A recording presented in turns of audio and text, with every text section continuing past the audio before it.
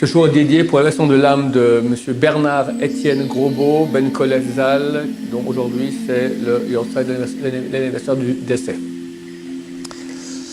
Donc ce Shabbat, attaque surprise du Hamas, en tout plus de 600 roquettes envoyées sur Israël, hélas 4 morts, et personne ne comprend.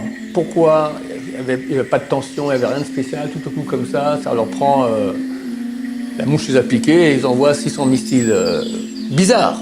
Bon, c'est le feu lundi matin à 4h30, ce matin donc, mais on ne comprend pas.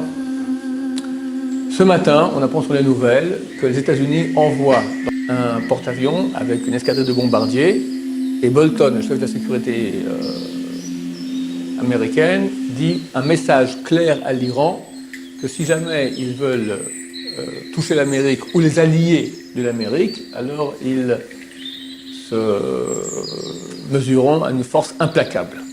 C'est-à-dire, attention, on est là. On ne comprend pas non plus le rapport. Et il y a une heure, c'est sorti sur les ondes, Baruch Hashem, et là, c'est la nouvelle des nouvelles. Rouhani, donc le chef de l'Iran, va vraisemblablement mercredi ou les jours suivants annoncer, il y a déjà des fuites comme ça, qu'il se retire de l'accord sur le nucléaire, en tout cas en partie, et va annoncer qu'il va de nouveau enrichir de l'uranium. Ça s'appelle en bon français déclaration de guerre. Jamais l'Amérique va accepter, donc faites vos jeux, rien ne va plus. Mashiach is on the way, il faut se préparer. Encore une fois, je peux me tromper, c'est pas la première fois, mais les choses avancent là.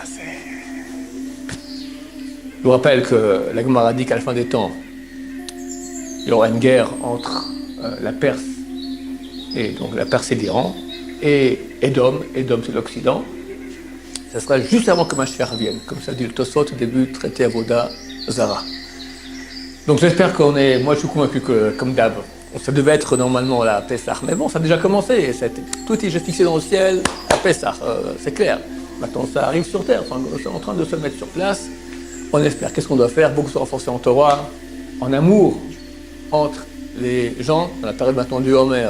Les 24 000 élèves de Rabbi Akiva sont décédés parce qu'il y avait un manque d'amour, donc beaucoup de kavod l'un à l'autre, pour faire attention de ne pas lâcher en arabe, beaucoup respecter l'autre, tchouva totale, et se réjouir parce que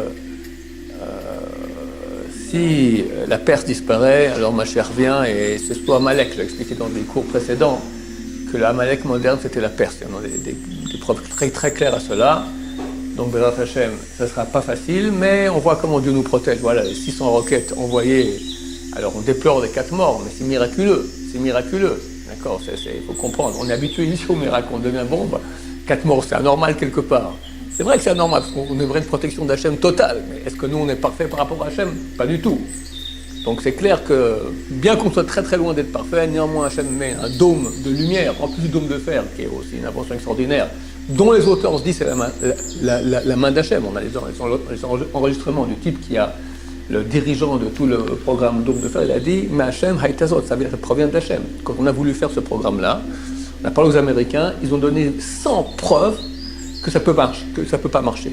Chaque preuve en elle-même faisait que tout le projet était à l'eau. Il y en avait 100 comme ça. On a réussi quand même. D'accord?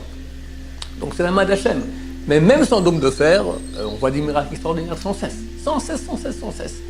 Donc, on remercie Hachem pour le passé et on le supplie pour la suite. C'est écrit que celui à qui on fait un miracle et remercie Hachem, alors on lui refait un plus grand miracle. Alors on remercie Hachem, on devrait faire un grand repas de fête pour tous les grands miracles qu'Hachem nous fait. Alors on remercie Hachem en public, et grâce à Hachem, ainsi nous ferons encore des grands miracles. Amènera la Géoula Bekarov, Amen Kenyan Shalom.